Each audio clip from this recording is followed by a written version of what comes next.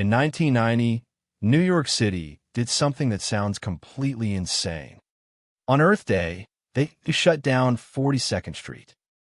One of the busiest streets in one of the busiest cities on Earth closed. Traffic engineers braced for the worst. Total gridlock. The whole grid seizing up like a clogged drain. And then the opposite happened. Traffic actually got better. Cars moved more smoothly across the whole area, with one less road to drive on. Now flip that around. Because the truly unsettling version of this story is the one where a city builds a road, spends the money, pours the concrete, opens a shiny new shortcut, and the commute for everyone gets worse. Not because of construction, not because of a crash, but because of math. There's a paradox hiding in every road network in the world. And once you see it, you can't unsee it. Let's build a tiny city so we can actually watch this happen. Every rush hour, 4,000 cars need to get from home to downtown.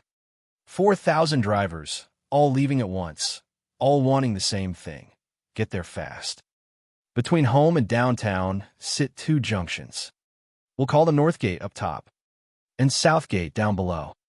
Every driver has to pass through one of them on the way in.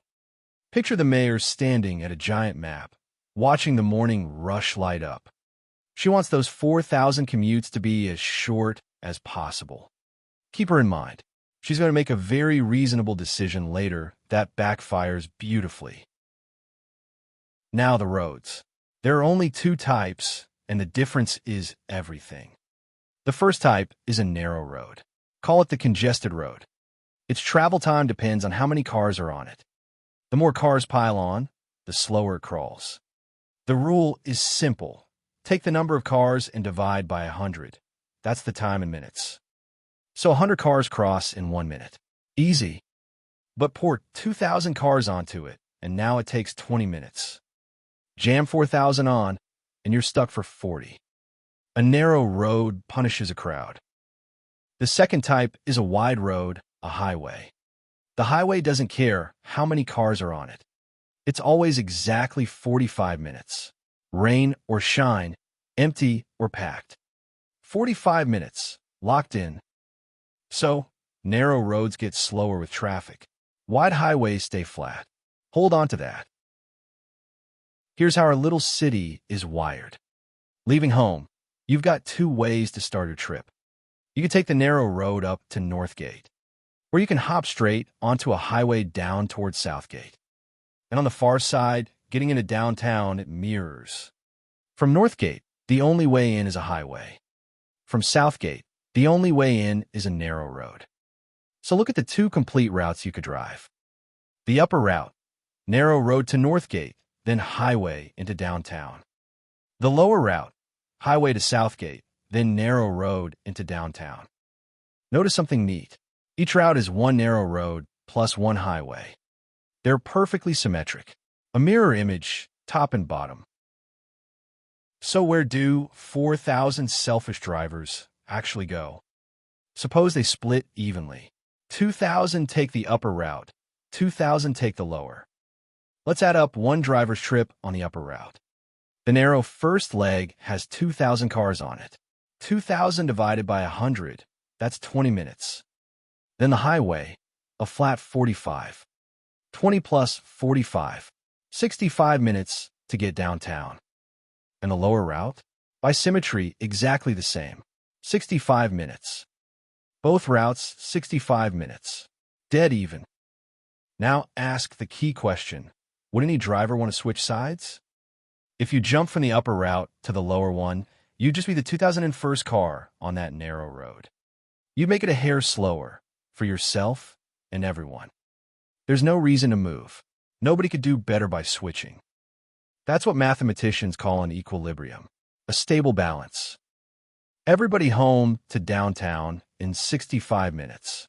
The city hums along. Now enters the mayor with her bright idea. She looks at the map and sees North Gate and South Gate sitting right next to each other in the middle. Why, she says, is there no road connecting them directly? So she builds one. A brand new connector straight from Northgate to Southgate. And it's not just any road, it's spectacular. Wide, fast, basically frictionless. Crossing it takes essentially 0 minutes. Free of charge. On paper, this is obviously good, right? More roads, more options, less traffic. That's the whole reason cities build roads. And this new connector opens up a tempting third route. You could go narrow road up to Northgate, zip across the free connector down to Southgate, then narrow road into downtown. A route that uses both narrow roads and skips both highways entirely. So here's the moment. The connector is open. It's free. It's instant. Before, everyone's commute was 65 minutes. Now the city has more roads than before. Nothing was taken away, only added. So what happens to the 4,000-car rush hour now? Does everyone's commute get faster, stay the same, or get slower? Trust your gut, then second-guess it. You added a free, instant shortcut to the network. Surely that can't make things worse, can it? Lock in your guess. Faster, same, or slower? Let's think like one driver. A clever one. Call him the early bird. He's sitting on the upper route, doing his usual 65 minutes.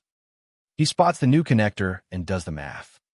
What if I take the narrow road up to Northgate like always, but instead of the highway, I cut across the free connector and ride the lower narrow road into downtown? Right now, with everyone split evenly, each narrow road has 2,000 cars, 20 minutes each. So his new trip would be 20 up to Northgate, 0 across the connector, 20 into downtown. That's 40 minutes. 40 instead of 65. He just saved 25 minutes. Of course he takes it. Anyone would. And that's the trap, because he's not the only clever driver. Here's the thing about a shortcut that saves you 25 minutes. It doesn't stay secret. Every driver runs the exact same calculation. The upper route drivers think, I should cut across the connector at the end. The lower route drivers think, I should cut across the connector at the start. And one by one, then in a flood, they all pile onto that middle route. But watch what happens to the narrow roads as they do. Every single driver now uses the first narrow road to reach Northgate. And every single driver uses the last narrow road into downtown. Both narrow roads are no longer carrying 2,000 cars. They're carrying all 4,000. And remember the rule for a narrow road? It punishes a crowd. So let's add up the new commute. Every driver's trip is now narrow road, connector, narrow road. That first narrow road has all 4,000 cars on it. 4,000 divided by 100, that's 40 minutes. The connector is still free, 0 minutes. And the last narrow road also has all 4,000 cars, another 40 minutes. 40 plus 0 plus 40. 80 minutes. 80. Every driver, 80 minutes to get downtown. Before the new road, it was 65. The mayor added a free, instant shortcut and made everyone's commute 15 minutes worse. And here's the cruelest part. Nobody is being stupid. Every driver is doing the smart thing, taking the fastest route available to them.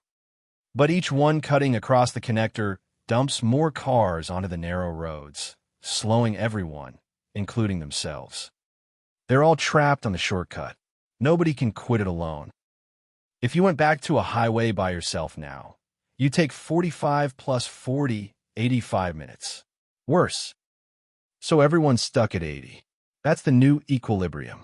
Stable and miserable. Now here's the move that feels like cheating. What if the mayor just tears the new road back out, closes the connector, sends everyone back to choosing the upper route or the lower route? The drivers split evenly again, 2,000 and 2,000. Each narrow road drops back to 20 minutes. The highways are 45, and every commute snaps right back to 65. By removing a road, she made everyone 15 minutes faster. That's the paradox in one sentence. Sometimes the best way to speed up a network is to take a road away. This isn't a glitch in our toy city. It has a name. It's called Braess's paradox, after Dietrich Braess, who worked it out in 1968. And before you say cute math, but that's just a made-up city. This happens in the real world. Repeatedly. Remember 42nd Street, where we started? That was a real Braess effect. Close a road, traffic eases. Stuttgart, Germany, spent money on a new stretch of road downtown to help traffic flow. It made things worse. They eventually had to close the new road to fix it. And the big one, Seoul, South Korea.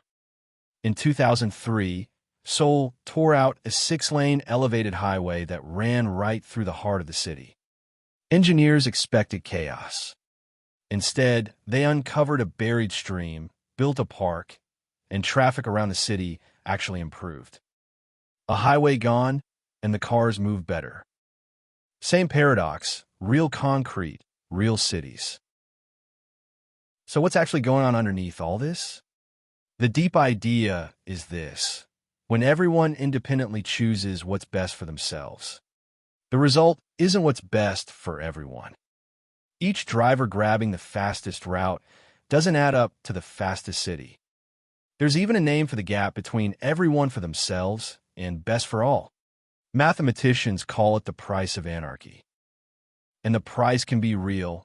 In our city, 15 extra minutes every single morning. The connector wasn't evil. More choices just gave everyone a way to accidentally sabotage each other, which flips a very deep intuition on its head. More options should always help. More roads, more freedom, more flexibility. Surely that's better. But in a network full of self-interested players, an extra option can quietly make everyone worse off. Sometimes the kindest thing a network can do is close a door. So the next time a city announces a brand new road to fix traffic, or a new server to speed up a network, or one more option to make a system more efficient, remember the mayor and her perfectly reasonable, perfectly disastrous shortcut. Adding capacity doesn't always add speed. Sometimes it does the opposite. And by the way, this isn't just about roads. The exact same paradox shows up in electrical circuits, in water pipes, even in networks of springs, where cutting a connection can make the whole thing pull tighter. So here's my question for you. Where else have you seen this? A new feature that made an app slower, a shortcut that made a line longer, an extra lane that made the highway worse. Drop it in the comments. I want to collect real-life Braess's paradoxes. And next time someone insists more is always better, ask them about the road that made everyone late.